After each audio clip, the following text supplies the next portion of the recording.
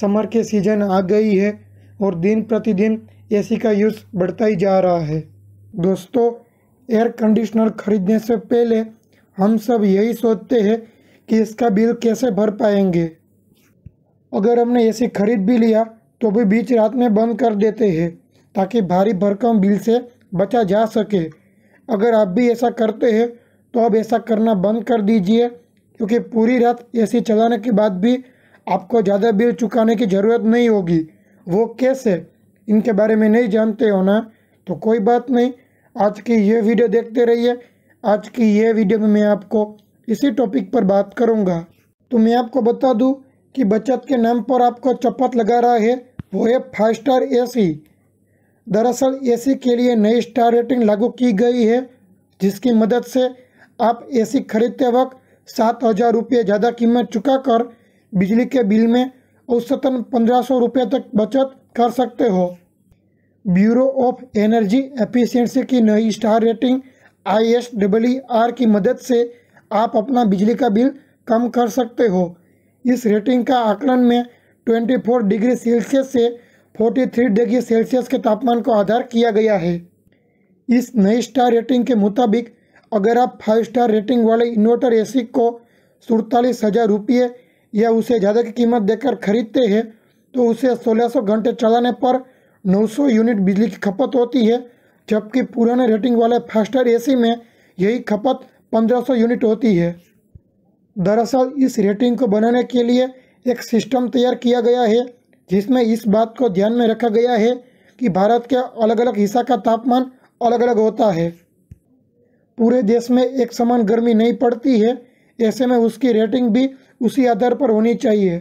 दोस्तों, हम में से कई सारे लोग एसी का यूज़ करते ही होंगे और उनका एडवांटेज और डिसएडवांटेज के बारे में जानते ही होंगे, और कई सारे लोगों को तो एसी का लत भी लग गया होता है। ऐसे में वो लोग जैसे ही एसी के बाहर निकलते हैं तब नॉर्मल टेम्परेचर में भी उसको गर्मी लगती है। आप कहाँ पे भी जाओ, चाहे वो अपना घर हो या कोई हॉल हो या कोई भी जगह हो जहाँ पे एसी हो, लेकिन आप सब ने देखा ही होगा कि एसी है वो ऊपर के स्थान पर ही लोकेट क्यों होता है। उसको ऊपर क्यों रखते हैं, उसको नीचे क्यों नहीं रखते? इन सभी चीज़ों के बारे में मैं आपको आज की ये वीडियो में बताऊंगा। तो दोस्तों, उनके पीछे का रीज़न है वो है सिंपल फिजिक्स का। आप सब लोग गर्म हवा और ठंडी हवा के कंसेप्ट के बारे में जानते ही होंगे कि ठंडी हवा है वो वेट में भारी होती है गर्म हवा के कंपेयर में, और गर्म हवा है वो वेट में हल्की होती है ठंडी हवा के कंपेयर में। तो अब हम प्रैक्टिकली सोचते हैं कि स्टार्टिंग में जब एसी बंद हो, पंखा बंद हो, तब रूम में हवा का लेयर इक्वल होता है, लेकिन जब आप एसी स्टार्ट करते हो तब एसी का काम क्या है कि हवा को ठंडी करना। सो वो रूम की हवा को ठंडी करके रूम में ही रिलीज़ करेगा। अब बात आती है हमारे वो कंसेप्ट की, अगर आपके रूम में ठंडी हवा और गर्म हवा है तो ठंडी हवा रूम के नीचे के भाग में रहेगी और गर्म हवा रूम के ऊपर के भाग में। उसका लेयर डिफरेंट हो जाएगा। आपने चेक किया होगा कि स्टार्टिंग में आपके रूम में कूलिंग का इफेक्ट नीचे के स्थान पे ज़्यादा होगा और ऊपर के स्थान पे कम। अब बात करते हमारे मेन पॉइंट की कि भैया आपके रूम में ठंडी और गर्म हवा है तो आप एसी को ऊपर रखोगे तो क्या होगा और नीचे रखोगे तो क्या होगा। आप एसी को ऊपर रखते हो तो गर्म हवा ऊपर ही है और ठंडी हवा नीचे, सो वो गर्म हवा को इजीली एसी ठंडी करके रूम में वापस रिलीज करेगा। उसके अलावा अगर आप एसी को नीचे के स्थान पर रखते हो तो क्या होगा कि ठंडी हवा नीचे है और गर्म हवा ऊपर, सो नीचे की हवा तो ऑलरेडी ठंडी है ही, सो कूलिंग का सिस्टम प्रॉपरली वर्क नहीं करेगा। और हाँ, अगर हम एसी को नीचे रखेंगे तो रूम में नीचे की साइड की हवा ठंडी रहेगी और ऊपर की साइड की हवा गर्म। तो यहाँ पर एसी का जो काम है वो ठंडी हवा को पूरे रूम में फैलाना, सर्कुलेट करना, उसमें प्रॉब्लम आएगा। अगर आप एसी को ऊपर के स्थान पर रखते हो तो आपका रूम जल्दी से पूरा ठंडा हो जाएगा और एसी का वर्किंग सिस्टम में भी कोई भी प्रॉब्लम नहीं आएगा। इन सभी पॉइंट्स को कंसीडर करके फिक्स किया गया है कि एसी का स्थान कहाँ पे होना चाहिए, ऊपर या नीचे। आई होप कि आपको ये एसी का स्थान को लेके जो भी डाउट्स थे वो सोल्व हो गए होंगे।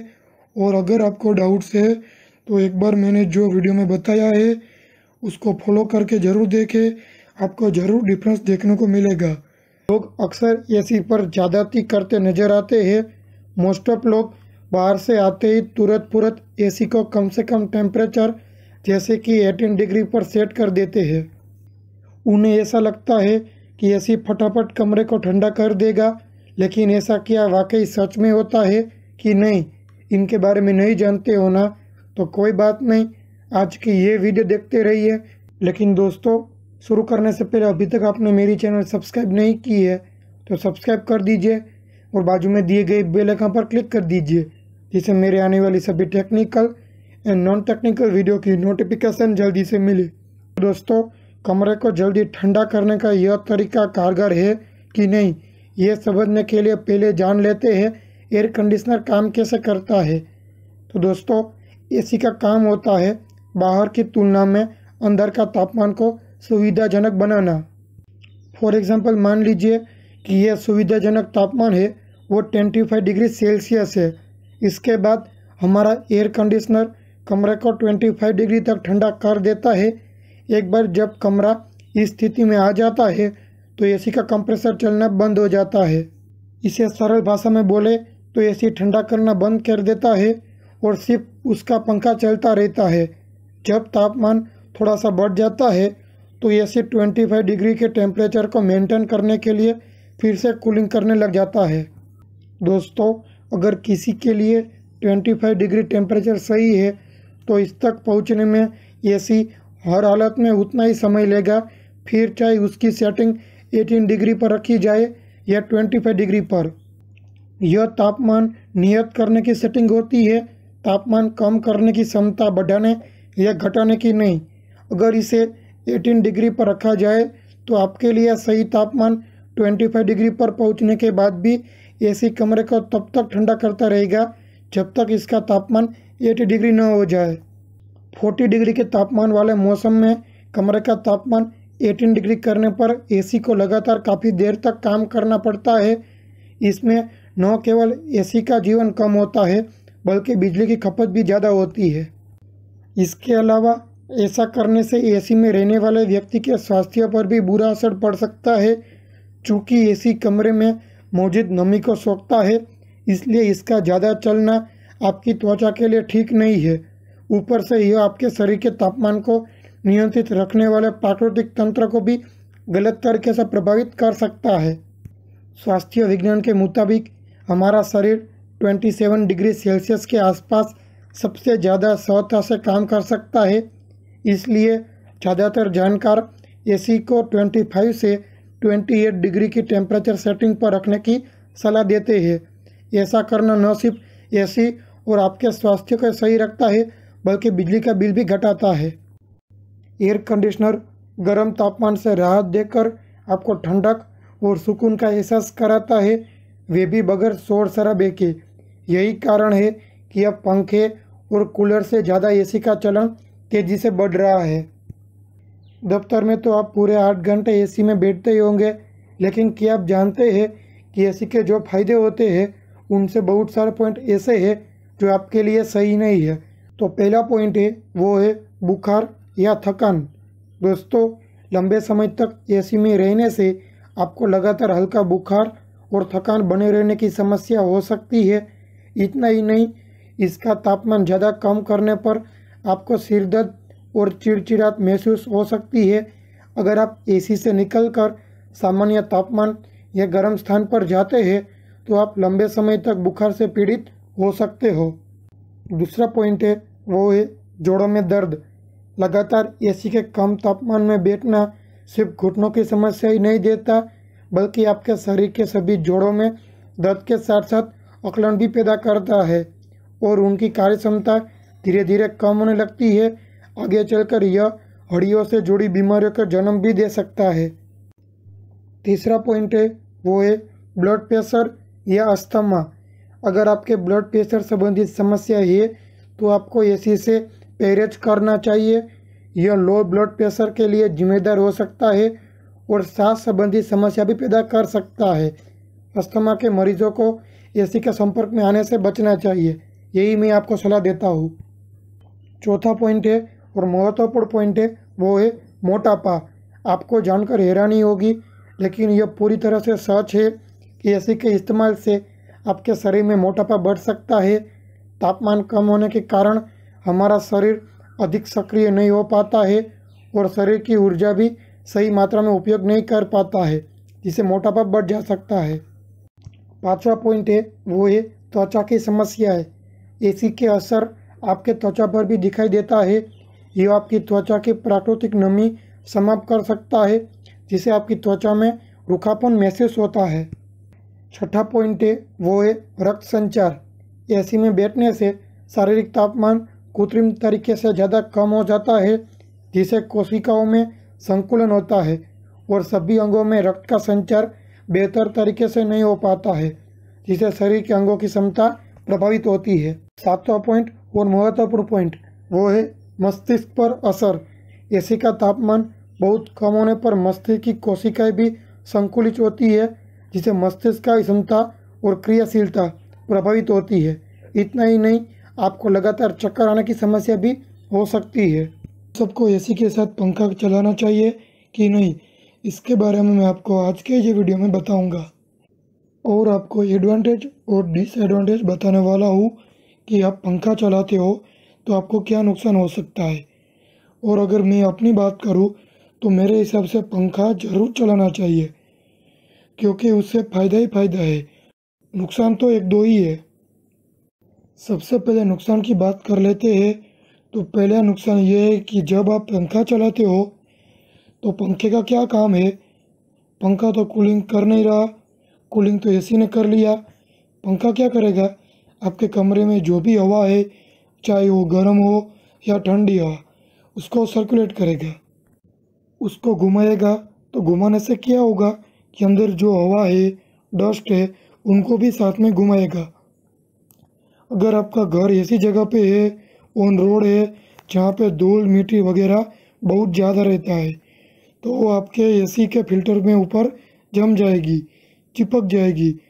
इसलिए आपको एसी के फिल्टर को टाइम टू टाइम साफ करना पड़ेगा, या फिर सीजन में आपको 2-3 बार एसी को सर्विस करनी पड़ेगी।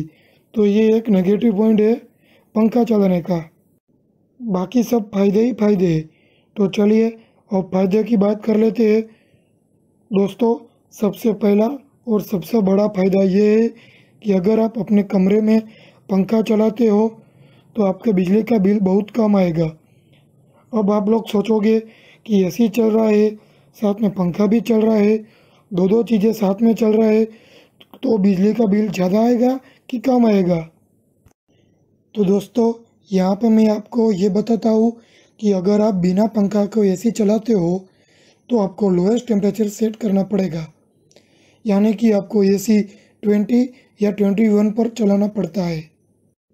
और अगर आपका एसी नॉन इन्वर्टर है तो बीच बीच में कट भी करेगा, और जब वो कट करेगा तो आपको उस टाइम गर्मी भी लगना स्टार्ट हो जाएगा, पसीना भी आएगा। सपोज़ आपने 4 घंटे का टाइम लगा दिया, 4 घंटे के बाद वो एसी ऑटोमेटिक बंद हो जाएगा, तो आपको इमीडिएटली गर्मी लगना स्टार्ट हो जाएगा और आपको सफोकेशन जैसा फील लगने लगेगा। तो यहाँ पर आप नुकसान को समझिए कि आप 20 या 21 पर एसी को चलाओगे तो वो आपका ज़्यादा बिल कंज्यूम करेगा, ज़्यादा बिजली कंज्यूम करेगा। अगर आप पंखे को साथ में चलाते हो तो आपको टेम्परेचर 24 या 25 पर सेट करना पड़ेगा।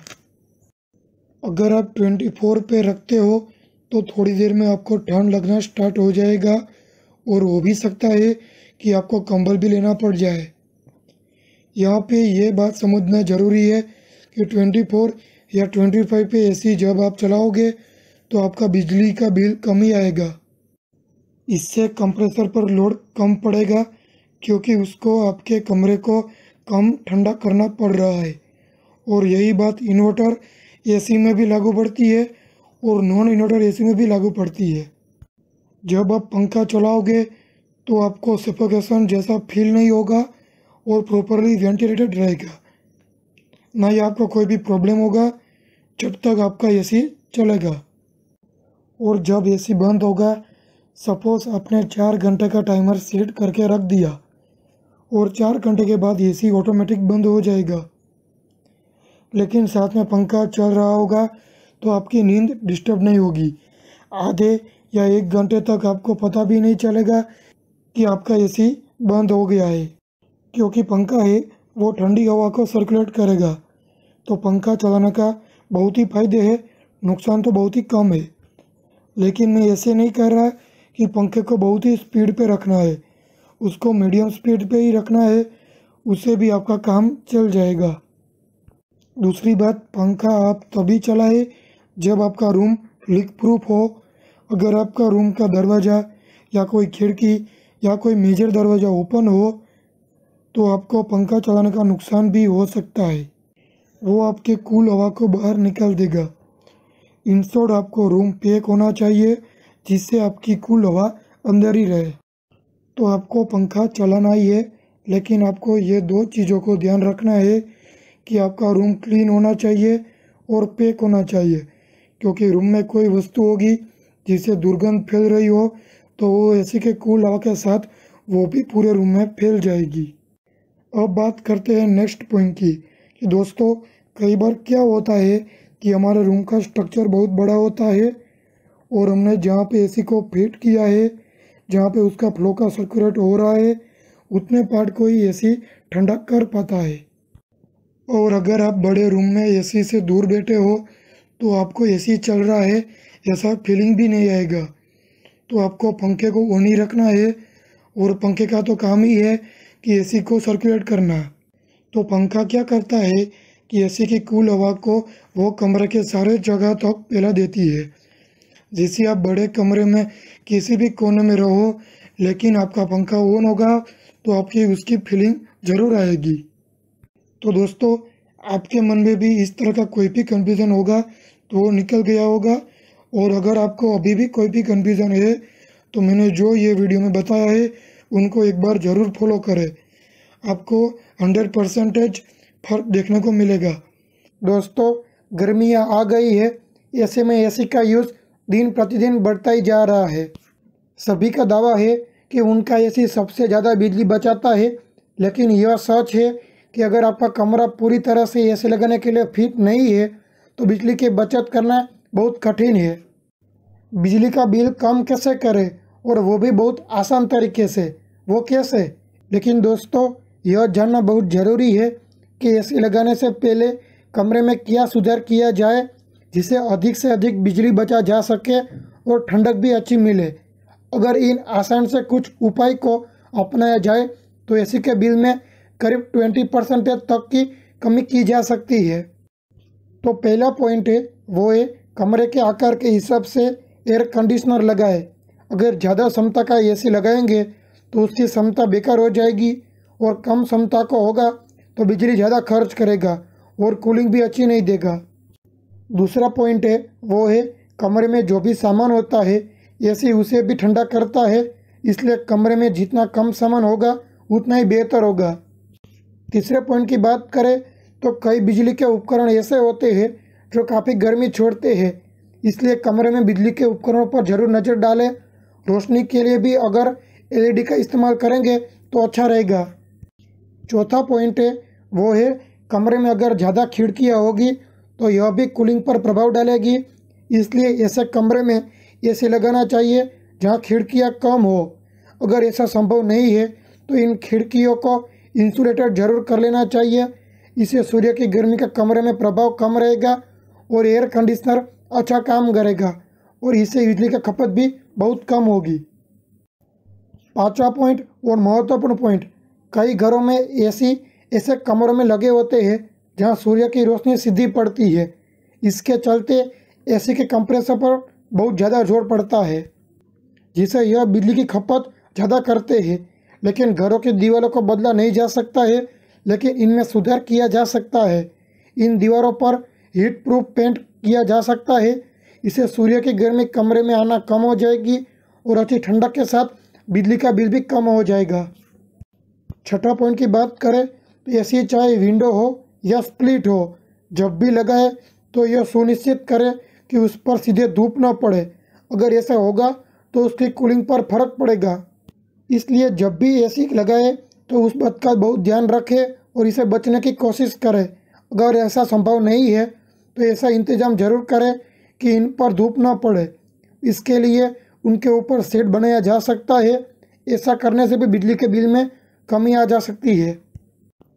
और सबसे महत्वपूर्ण पॉइंट, एसी खरीदते वक्त क्या बात का ध्यान रखना चाहिए। तो दोस्तों, मैं आपको बता दूं कि गर्मी के सीजन में देश में कई भागों में तापमान 50 डिग्री के ऊपर चला जाता है।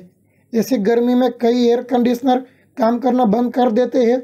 इसका कारण है कि ज़्यादातर एसी 43 से 48 डिग्री के बीच में अच्छा काम करता है, लेकिन जब तापमान 48 के ऊपर चला जाता है तो यह एसी ठंडा करना बंद कर देता है। इसलिए जब भी आप एसी खरीदने जाए तो ज़रूर देख लें कि वह कितनी गर्मी पड़ने तक काम कर सकता है। आजकल कई एसी आ गए हैं जिनमें 54 डिग्री तक काम कर सकते हैं, तो आपको वही खरीदना चाहिए। तो दोस्तों, मेरे हिसाब से एसी चाहे कितना भी अच्छा हो, लेकिन वह तभी अच्छा काम करता है जब उसे लगाया ठीक से जाए। इसके लिए कमरे में ज़रूरी फेरबदल कर लेनी चाहिए। इसके दो फायदे होते हैं। एक तो बिजली का बिल करीब 20% कम हो जाता है, वही एसी की लाइफ भी बढ़ जाती है। इसके अलावा चाहे जितना भी गर्मी पड़े, कमरे में अच्छी कूलिंग भी मिलती है। दोस्तों, एसी में बहुत सारी प्रॉब्लम्स आती है जिनके बारे में हमको नहीं पता होता, और जब सर्विसमैन घर आता है तब वो बताता है कि हमारे एसी में प्रॉब्लम है। बहुत बार हमें पागल भी बनाया जाता है, क्योंकि आप सब जानते हो कि आजकल हर एक काम में बेईमानी तो होती है। इसलिए हमारे घर में जो भी प्रोडक्ट हो, चाहे वो पंखा हो या फ्रिज हो या एसी हो, उसका नॉलेज तो होना ही चाहिए। एटलीस्ट बेसिक तो पता ही होना चाहिए, क्योंकि हमें बेसिक पता होगा तब भी चांसेस कम हो जाता है पागल बनाने का। इस वीडियो में मैं आपको बताने वाला हूँ कि अगर आपको लगता है कि आपके एसी में गैस लीक हो रही है, या गैस लीक हो चुकी है, या गैस ख़त्म हो चुकी है, या किसी भी तरह का गैस प्रॉब्लम है, तो आप उसे कैसे पता लगा सकते हो कि आपके एसी में गैस प्रॉब्लम है या दूसरा फॉल्ट है। दोस्तों, एज अ कस्टमर हमें इतना ही पता होता है कि हमारे एसी में ठंडी हवा नहीं आ रही है तो उसका कारण है गैस लीकेज। हम ऐसा ही सोच लेते हैं, लेकिन दोस्तों हर बार ऐसा नहीं होता।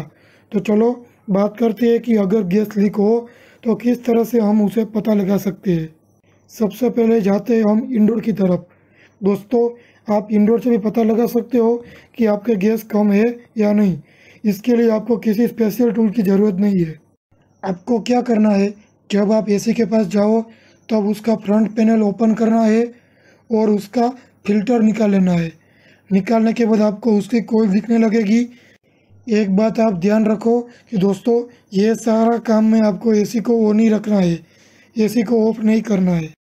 बेसिकली एसी की एमसीबी ऑन करें, बाद में जब तक एसी का कंप्रेसर ऑन नहीं हो जाता तब तक वेट करें।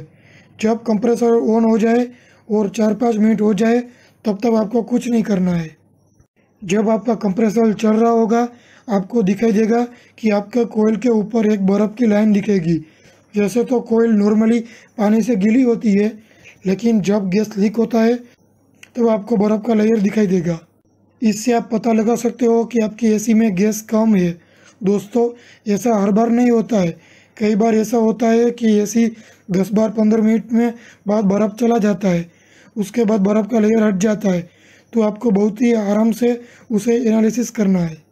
अगर बर्फ़ का लेयर हट ही नहीं रहा है तो आपको समझ लेना है कि आपके एसी में गैस का प्रॉब्लम है। अब चलते हैं आउटडोर की तरफ। एसी को आपको चलता ही रखना है, उसको बंद नहीं करना है। अगर आउटडोर आपका पहुंच में है, यानी कि आप उसे पहुंच सकते हो, तभी आप ये कर सकते हो। अगर आप उस तक पहुंच सकते हो तभी ये बात को फॉलो करें। सबसे पहले आपको चेक कर लेना है कि आपका एसी का फैन चल रहा है कि नहीं चल रहा, क्योंकि एसी का फैन चलना ज़रूरी है और इसमें से बेसिकली गर्म हवा आनी चाहिए। इसके बाद आप वहाँ पे जाइए जहाँ पे उसका कनेक्शन होता है। वहाँ पे प्लास्टिक का पार्ट लगा होता है, कुछ एसी में नहीं लगा होता। तो सबसे पहले कनेक्शन जहाँ पे लगा है वो आउटडोर के पेच या कवर को ओपन कर लीजिए, उसे निकाल लीजिए, क्योंकि जो पाइप से बेसिकली जो इंडोर से आ रही है और आउटडोर में कनेक्ट हो रही है, इनको ही हमें चेक करना है। आपको पावर की लाइन को छूना नहीं है, करंट का कोई भी काम नहीं करना है और पैर में चंपल या रबर का कोई भी चीज़ पहनना है जिससे आपको करंट ना लगे। आपको सबसे पहले टेस्टर से चेक कर लेना है कि कोई करंट तो नहीं आ रहा। नॉर्मली ऐसा नहीं होता, लेकिन कई बार धूल की वजह से करंट लीक हो जाता है। बाद में आपको चेक करना है कि आपका कंप्रेसर चल रहा है कि नहीं चल रहा। सीधी सी बात है कि नीचे इंडोर में बर्फ़ जमना स्टार्ट हो गई, इसका मतलब कंप्रेसर चल रहा है।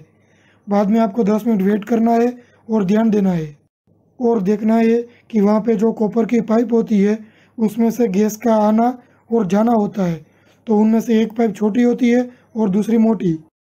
जब ऐसे स्टार्ट होता है तब पतला पाइप है वो चिल्ड हो जाता है। यहाँ पे ही सारा खेल शुरू होता है। अगर आपके पतले पाइप पर आइस आ रही है, यानी कि वो एकदम से वाइट हो जाता है, तो आपको समझ सकते हो कि आपके एसी में गैस की प्रॉब्लम है। तो इसमें भी आपको वेट करके देखना है, क्योंकि आइस आके चली भी जाती है। अगर आइस आके चली जाती है तो प्रॉब्लम गैस का नहीं है, कोई और है। इसके बाद मोटा पाइप है, उसको चिल्ड होने में 15 मिनट तो लग ही जाता है। जब वो ज़्यादा ठंडा हो जाएगा तब उसमें से पानी बाहर आता दिखेगा और गीला हो जाएगा। जैसे हमारा ग्लास होता है, जब अंदर ठंडा पानी डालते हैं तो बाहर से ग्लास गीला हो जाता है। इसी तरह यहाँ पे धीरे धीरे मोटा पाइप ठंडा होता जाएगा और पतला पाइप नॉर्मल होता जाएगा। अगर एसी में ये प्रोसेस हो रहा है तो आपके एसी में गैस की प्रॉब्लम नहीं है, प्रॉब्लम कुछ और ही है। इसकी सर्विस रेगुलर कराए। हो सकता है कि उसका कोयल ब्लॉक हो गया हो या ब्लोअर में प्रॉब्लम हो सकता है, तो आपको प्रेशर की हवा से ये सब साफ करवाना है। जब थोड़ा गंदा हो गया हो तो आप उसे खुद से ही साफ कर सकते हो, लेकिन ज़्यादा ही गंदा हो गया हो तो आपको टेक्नीशियन को बुलाना पड़ेगा। जब टेक्नीशियन घर आता है तो अब आपको क्या ध्यान में रखना है वो भी मैं आपको बता देता हूँ। जब वो आएगा तो वो भी ये सभी चीज़ें ऑब्जर्व करेगा, उसको ये सभी चीज़ें ठीक लगेगा तो वो आपके एसी का प्रेशर चेक करेगा। वो आउटडोर पे ही प्रेशर गेज लगा के चेक करेगा और आपको उससे पूछना है कि प्रेशर कितना होना चाहिए जब कंप्रेसर ऑन हो तब। इससे क्या होगा कि जब आपको वो बोलेगा कि गैस कम है, आप बोलोगे कि गैस डाल दो, तो सही करने के बाद दोबारा उतना ही प्रेशर आएगा। तो सिंपल बात है कि वो आपको पागल बना रहा था। दूसरा पॉइंट है कि आप एम्पियर से भी चेक कर सकते हो कि आपका एसी कितना लोड ले रहा है। हर एसी के ऊपर उसकी एम्पियर रेटिंग लिखी होती है। आपको ये चेक करना है कि जितना रेटिंग है एम्पियर का उतना ही आपके क्रैंप मीटर में रीडिंग आना चाहिए। अगर इसमें कम आ रहा है तो इसका मतलब है कि गैस ख़त्म हो गए। अगर थोड़ा वेरिएशन है तो इसका मतलब है कि गैस लीक है या कम है। अगर वेरिएशन ही नहीं आ रहा है तो इसका मतलब है कि गैस का कोई प्रॉब्लम नहीं है। तो ये छोटे छोटे से टिप्स है जिससे आप पता लगा सकते हो कि गैस में लीकेज है कि नहीं।